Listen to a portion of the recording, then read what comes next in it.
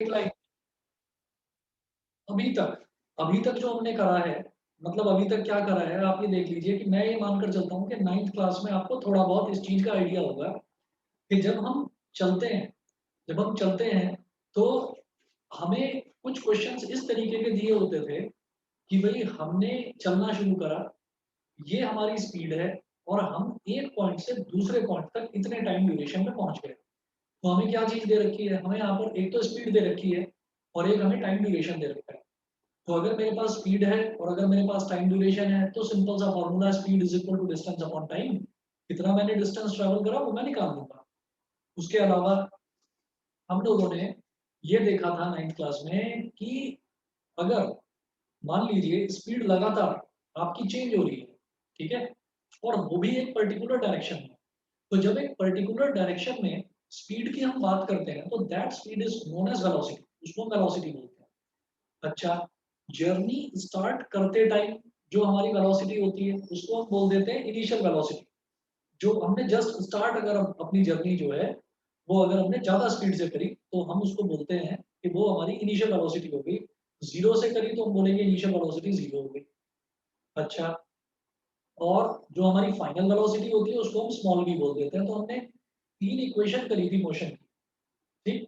और वो 3 इक्वेशन थी v is equal to u plus at, s is equal to ut plus half at square and v square is equal to u square plus 2as। अगर ये आपको नहीं भी आता है, तो भी हम बिल्कुल शुरू से लेकर चलेंगे इसको। सिलेबस में भी ऐसा ही है कि शुरू से ही आपको पढ़ना है, ठीक? तो कोई भी चीज़ ये अज़्यूम कर कर ना तो हम चलेंगे और ना ही आपके सिलेबस में, ना ही आपका करिकुलम ये अज़्यूम कर कर चला है कि आपको कुछ भी आता है, वो बिल्कुल बेसिक से लेकर चलेंगे फिज़िक्स में, ठीक है? तो यहाँ पर अगर मैं बिल्कुल शुरुआत की बात करूँ, तो हम ये कहते हैं कि कोई भी ऑब्जेक्ट है, वो ऑब्जेक्ट अगर ऐसे ही रेस्ट में है, अगर ऐसे ही रेस्ट में है और मैं उस रेस्ट में पड़े हुए ऑब्जेक्ट का मास कैलकुलेट करूँ, ठीक है? और मैं ये देखूँ कि उसमें टाइम के साथ-साथ उस ऑब्जेक्ट में क्या चेंज आ रहा है, या वो अगर हवा तेज़ चल रही है, तो वो जो ऑब्जेक्ट ऐसे ही रेस्ट में पड़ा हुआ है, तो तेज़ हवा से क्या वो चेंज हो रहा है, उसका कुछ वाइब्रेशन हो रही है उसमें, उसमें कुछ चेंजेज़ आ रहे हैं या नहीं?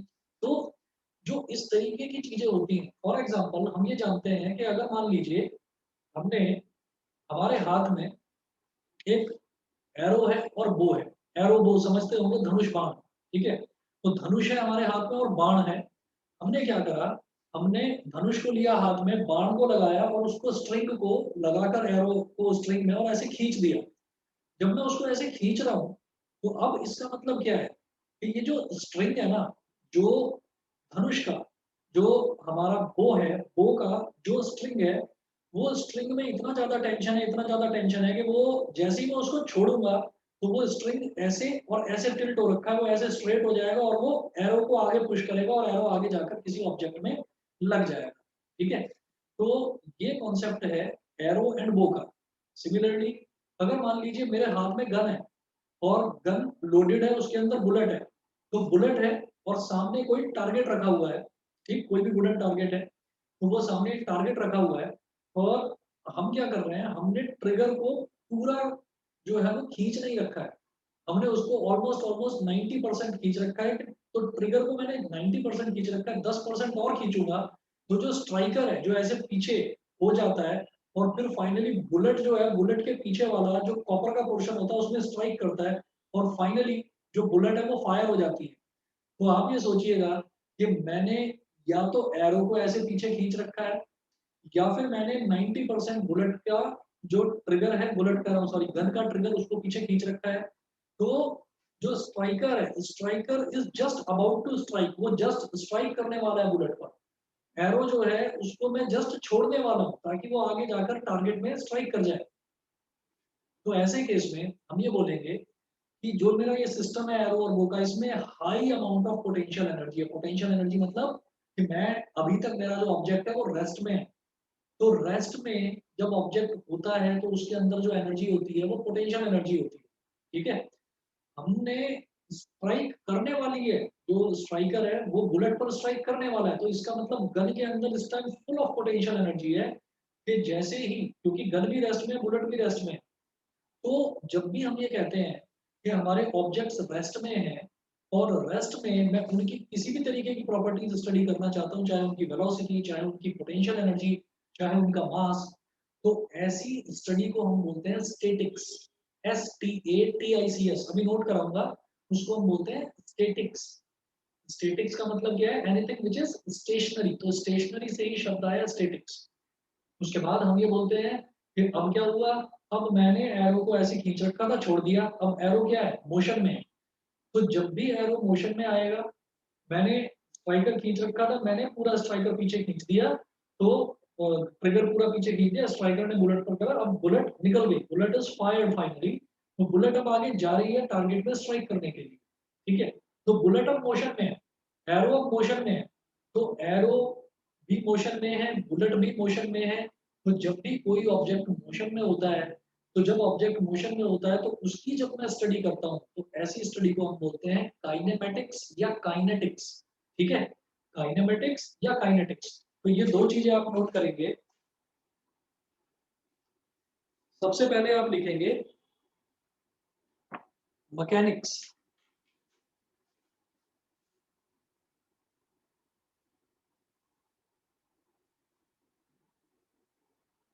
सबसे पहले नोट करेंगे मैकेनिक्स। मैकेनिक्स में लिखेंगे it is that branch of physics that deals with mechanics. It is that branch of physics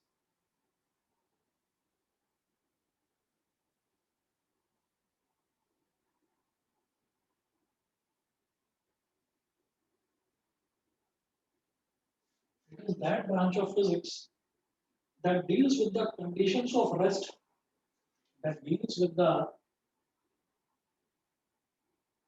conditions. It is that branch of physics that deals with the conditions of rest or motion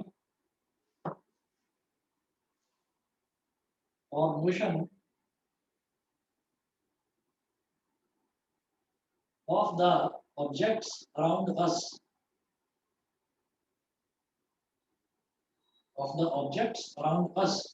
हमारे आसपास जितने भी objects हैं, वो rest में है या motion में है, किसी भी तरीके से वो रेस्ट में है या मोशन में है, तो उनको अगर मैं स्टडी करना चाहता हूँ, तो उस फिजिक्स की उस ब्रांच को हम मैकेनिक्स बोल देते हैं।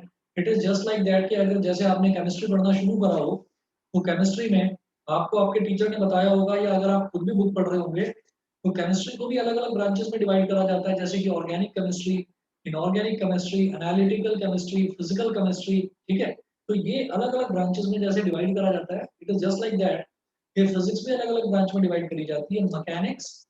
ठीक है, मैकेनिक्स जो है, मैकेनिक्स भी तीन अलग अलग ब्रांचेस में डिवाइड करी जाएगी, बताता हूँ अभी।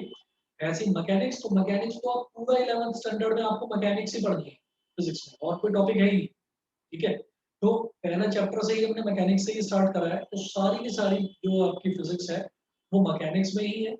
और फिर जब आप पढ़ेंगे 12th क्लास में, तो 12th क्लास में आ जाएगी इलेक्ट्रॉनिक्स। तो दो चीजें होंगी यहाँ पर, मैकेनिक्स होगी और इलेक्ट्रॉनिक्स होगी। ठीक, तो इलेक्ट्रॉनिक्स आपको 12th में पढ़ना है, मैकेनिक्स आपको 11th में पढ़ना है। चलिए जी। So it is that branch of physics that deals with the conditions of rest or motion of the objects around us।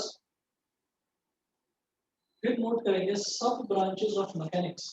सब ब्रांचेस मतलब इसकी भी कुछ ब्रांचेस निकलेंगी, इसकी भी कुछ अलग अलग ब्रांचेस होंगी।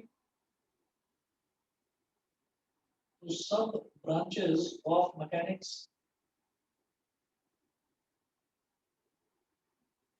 तीन ब्रांचेस होती है बेटा। पहला लिखेंगे स्टैटिक्स।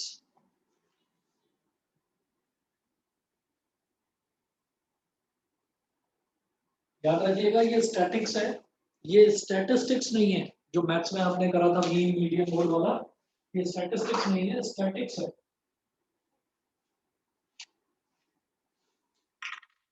इसमें नोट करेंगे स्टैटिक्स में, it is the branch of mechanics that deals,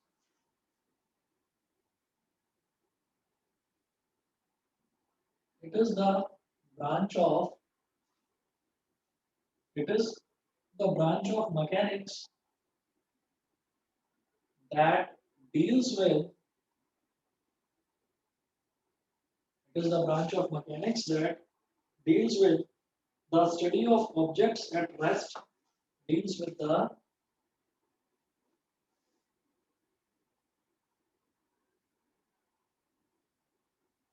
study of objects. It is the branch of mechanics that deals with the study of objects at rest or in equilibrium or in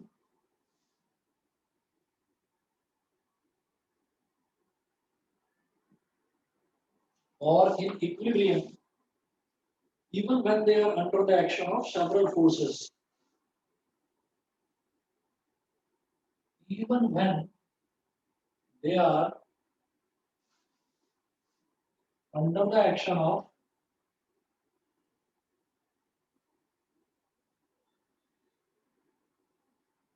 several forces. Even when they are under the action of several forces. देखिए हम ये कहेंगे कि अगर मान लीजिए मैं एक रूम के अंदर चेयर है और मैं उस चेयर पर बैठा हुआ हूँ तो यानी कि मैं रेस्ट में हूँ तो इसका मतलब क्या है कि मैं उस टाइम ये बोलूंगा कि उस टाइम अगर मेरी किसी भी प्रॉपर्टी को स्टडी करा जाए कि मैं मेरी बॉडी कहीं हिल तो नहीं रही है या मैं मोशन में तो नहीं हूँ या उस दौरान जब मैं रेस्ट में हूँ तब मेरा मास कितना है ठीक तो हम ये कहेंगे कि इस स्टडी को हम बोलेंगे स्टैटिक्स ठीक है लेकिन उसमें भी हम ये कहते हैं कि स्टैटिक्स का मतलब एक तो ये हो गया कि बॉडी रेस्ट में है और दूसरा ये कहा जाता है कि बॉडी जब इक्विलिब्रियम में है अब ये इक्विलिब्रियम क्या है ये शब्द तो आपने पहले सुना नहीं कभी तो आपने नोटिस करा होगा कि एक झूला होता है जिसको आप सीसॉ बोलते हैं जो मतलब जिसमें ऐसे पोल होता है बिल्कुल एक स्ट्रेट एक बच्चा इधर बैठ जाता है एक बच्चा इधर बैठ जाता है और वो ऐसे और ऐसे झूलते हैं उसमें ठीक है तो आप ये देखिएगा कि अगर मान लीजिए बिल्कुल एग्जैक्टली सेम वेट के दो बच्चे बिठा दिए जाएं एक यहाँ पर और एक यहाँ पर तो वो ऐसे आ जाएगा मतलब उस पर फोर्स अब भी लग रही है इधर जो बच्चा बैठा हुआ है उस पर भी नीचे ग्रेविटी की फोर्स लग रही है और इधर जो बच्चा बैठा है उस पर भी ग्रेविटी की फोर्स लग रही है तो आप ये कहेंगे कि फोर्स उन पर लग रही है लेकिन उसके बावजूद भी जो ये सीसॉ है इसका जो पोल है ये इक्विलिब्रियम में है यानी कि रुका हुआ है मेरी बात समझ में आ गई यस सर। Yes sir. हाँ चलिए ठीक है एक मिनट रुकिए बस पानी पी रहा हूँ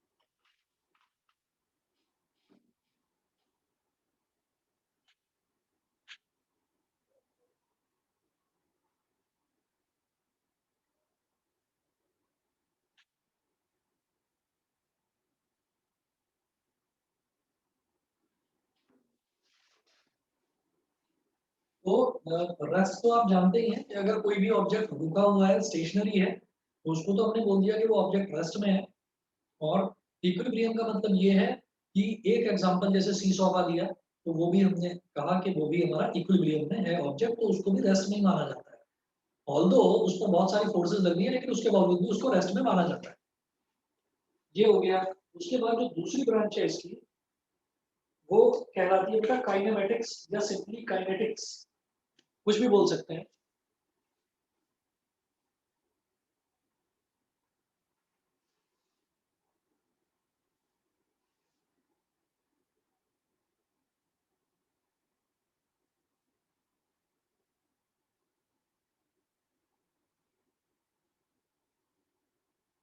काइनेमेटिक्स काइनेमेटिक्स में नोट करेंगे it is the branch of mechanics that deals with the study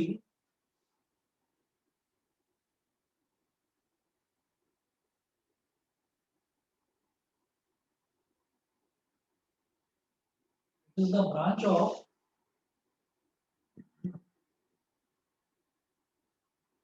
mechanics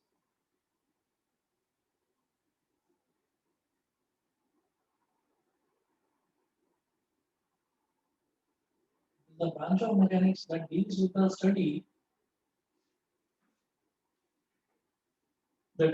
study of motion of objects that deals with the study of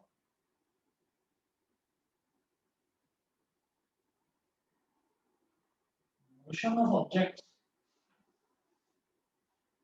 without considering the cause of motion, without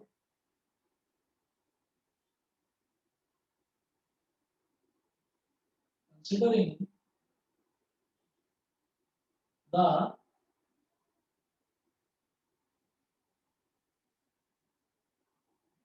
without considering the cause of motion.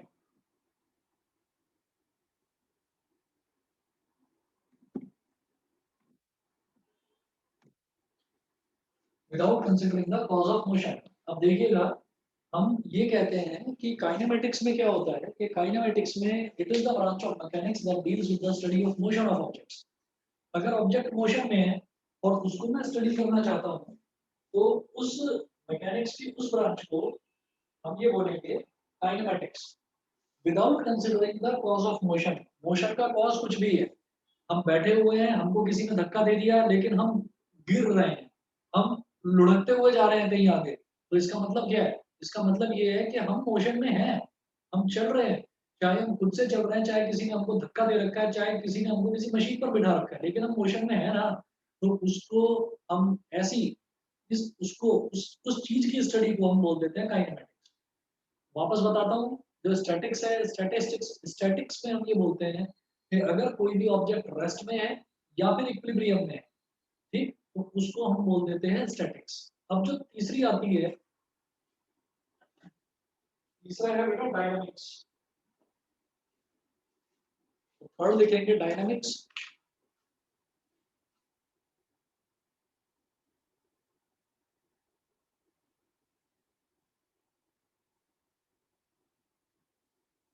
Dynamics dynamics में आप note करेंगे, it is the branch of mechanics that deals with the study of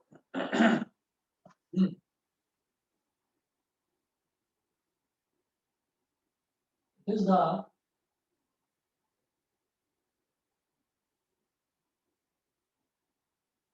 branch of mechanics that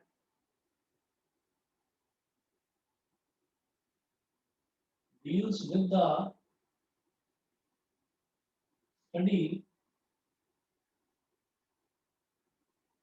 It is the branch of mechanics that deals with the study of motion of objects, taking into consideration study of motion of objects,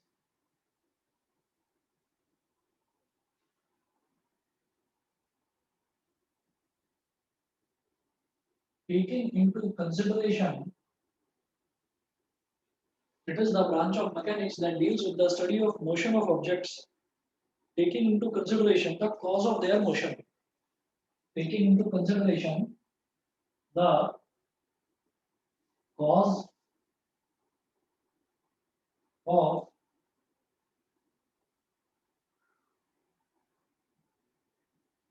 cause of their motion. Dynamics में क्या है कि हमको motion के reason का भी अगर पता है, अगर हमें मोशन के रीजन का भी पता है, तब अगर बॉडी मोशन में है, तो उसको स्टडी करने का जो फिजिक्स है, उसके स्टडी करने की जो फिजिक्स है, उसी को हम डायनामिक्स बोलते हैं. बताइए बेटा, ये तीनों चीजें सभी को क्लियर है कि नहीं? Yes, sir. Yes, sir. ठीक है. Yes sir. चलिए जी, ठीक है. उसके बाद अगला जो है टॉपिक, वो लिखेंगे आप point object. POINT, point object. पहले लिखिएगा इसकी डेफिनेशन, फिर बताता हूँ. Point object, if the position of an object changes by distances, if the position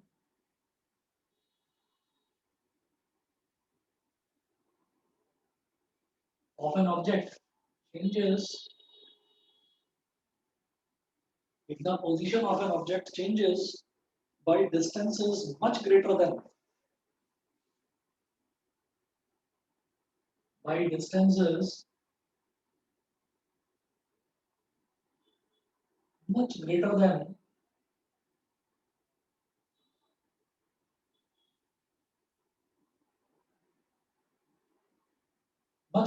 its own size in a reasonable duration of time.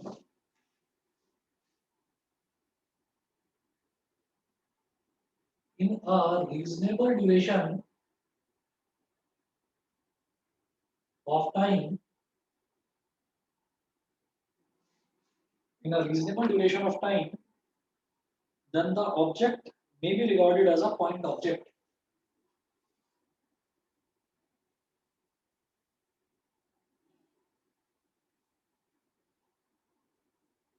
Then the object may be regarded as a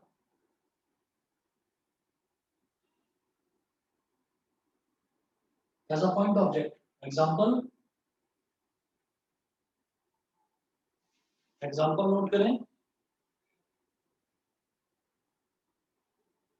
Earth can be regarded as a point object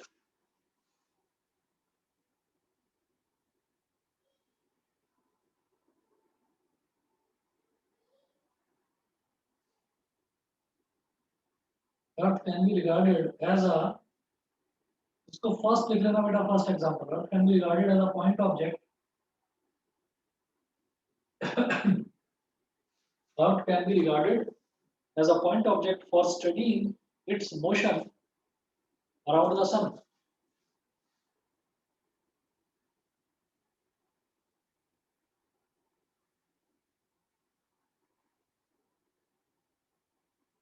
Its motion around the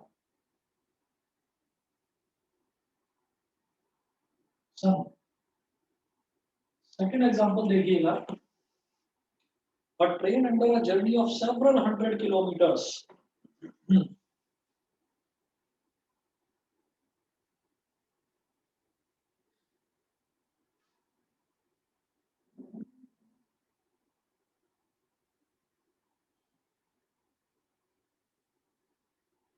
Train under a journey of several hundred kilometers. Train under a journey of several hundred kilometers can be regarded as a point object. Can be regarded as a point object.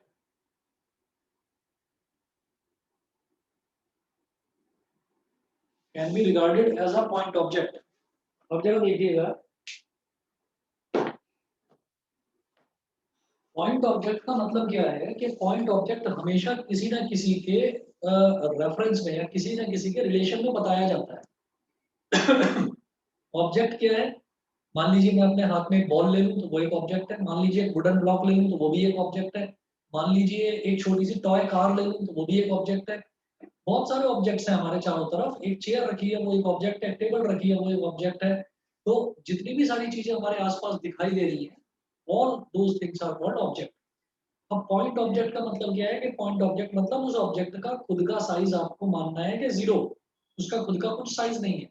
For example, जब मैं ये कहता हूँ कि अगर हम as a human being अगर हम अपनी बात करने लगे तो हमारा एक पर्टिकुलर साइज है, हमारी एक पर्टिकुलर हाइट है, ठीक. लेकिन अगर आप ये देखें कि अगर कोई मान लीजिए कि कोई बहुत ज्यादा हाइट से, मतलब जितनी हमारी हाइट है, हमारी हाइट मान लीजिए 6 फुट है, और मान लो कि कोई आपको 1000 फुट की दूरी से देखता है, ठीक है, तो आप उसको ऐसे दिखाई दोगे जैसे कि कोई चींटी है. तो 1000 फुट के कंपैरिजन में, 1000 फुट के कंपैरिजन में जो आपकी हाइट है 6 फुट, वो बहुत नेग्लिजिबल है. तो in that case you can be considered as a point object. मेरी बात समझ में आ गई? पॉइंट ऑब्जेक्ट मतलब पॉइंट के बराबर ऑब्जेक्ट, इतना छोटा ऑब्जेक्ट जिसका साइज को हम नेग्लेक्ट कर सकते हैं कि उसका साइज कुछ नहीं है, उसके साइज को कंसीडर करना ही नहीं. समझ में आ गया? Yes, sir. Yes, है sir. ना? और उसी तरीके से जो पहला एग्जांपल लिया है अर्थ का कि Earth can be regarded as a point object, उसका मतलब क्या है कि आप ये देखिए कि सन जो है, sun is the ultimate source of energy. Sun ही एक अकेला ऐसा ऑब्जेक्ट है पूरी दुनिया में जो इतनी हाई पावर ऑफ ग्रेविटेशन रखता है अपने अंदर कि उसने ग्रेविटी लगा रखी है, उसने ग्रेविटेशनल फोर्स ऑफ अट्रैक्शन लगा रखा है कि 9 के 9 प्लैनेट्स, हालाँकि 9th प्लैनेट तो आप पढ़ते नहीं है लेकिन एक्चुअल में है। वो दूर इतना हो गया, इतना दूर हो गया स्पेस में कि उस पर किसी भी तरीके का रिसर्च कर पाना या स्टडी कर पाना वो मुश्किल है। तो इसलिए वो जो 9th प्लैनेट है प्लूटो, उसको ये मान लिया कि it has disappeared from the solar system, लेकिन वो हटा नहीं है, वो है। तो आप ये समझ लीजिए कि जितने भी प्लैनेट्स हैं, जितनी भी हेवनली बॉडीज़ हैं, जितनी भी सैटेलाइट्स हैं, उन सबको रोकता कौन है? सन रोकता है। तो सन एक इतना बड़ा सोर्स है, इतना बड़ा सोर्स है कि उसके कंपैरिज़न में जो अर्थ है, अर्थ भी एक पॉइंट ऑब्जेक्ट के बराबर ही है। ठीक? दूसरी चीज़, अगर मान लीजिए हम खड़े हुए हैं, किसी रेलवे स्टेशन पे, किसी प्लेटफ़ॉर्म पर हम खड़े हुए हैं, तो हमने ये देखा कि हमारे लिए तो हमने कहा ट्रेन तो 400 मीटर लंबी है, बहुत लंबी ट्रेन है, ठीक? तो हमारे लिए तो ट्रेन बहुत लंबी है। हम कहेंगे उसको पॉइंट ऑब्जेक्ट है, बिल्कुल पॉइंट के बराबर है, तो हम बेवकूफ़ हैं, ठीक? ट्रेन के सामने हाँ, हम पॉइंट ऑब्जेक्ट के बराबर हैं, लेकिन if the train is traveling a journey of several hundred kilometers, train जो है, ट्रेन है 400 मीटर लंबी और ट्रेन जर्नी कर रही है 500 किलोमीटर की या 1000 किलोमीटर की, तो हम ये कहेंगे कि 1000 किलोमीटर का मतलब क्या हो गया? 1000 किलोमीटर का मतलब हो गया 1 लाख मीटर। तो वो 1 लाख मीटर के सामने जो 400 मीटर है, समझ गए? 1 लाख मीटर जो है वो तो पूरी जर्नी है, यानी कि 1000 किलोमीटर जो वो ट्रैवल कर रही है। तो उस 1 lakh metre, 1000 kilometre is equal to 1 lakh metre, तो 1 लाख मीटर जो है, उसके सामने ट्रेन तो पॉइंट ऑब्जेक्ट की तरह हो गई। बताइए क्लियर? Yes, sir.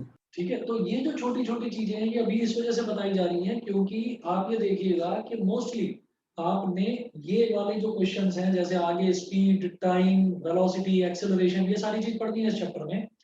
ये सारी चीज़ों में आपने हर क्वेश्चन में आपने ये देखा होगा जो न्यूमेरिकल्स करे थे 9th क्लास में, a motorcyclist, a scooterist, a bus travels, a train travels, a boy runs, an athlete covers a distance। तो उसमें सब में वो ऑब्जेक्ट देखे थे जो आप रियलिस्टिक व्यू में आप एज्यूम कर सकें, आप इमेजिन कर सकें। लेकिन अब हर क्वेश्चन में आपको लिखा हुआ दिखाई देगा अ पॉइंट ऑब्जेक्ट। तो पॉइंट ऑब्जेक्ट का मतलब ये है कि आपको उसका साइज कंसीडर करना ही है। मेरी बात सबको समझ में आ गई? Yes, sir. Yes, ठीक sir. है? Yes sir. तो अभी के लिए इसमें इतना ही नोट करिए। नेक्स्ट क्लास में मैं आपका कंटिन्यू करवाता हूँ ये motion in a straight line, और आगे कोई भी फिजिक्स की क्लास कोशिश करना कि मिस ना करो। ठीक है? Okay sir. चलिए जी, sir. Okay, Yes, sir. नमस्ते। Thank you, sir. Thank you sir. Okay, okay.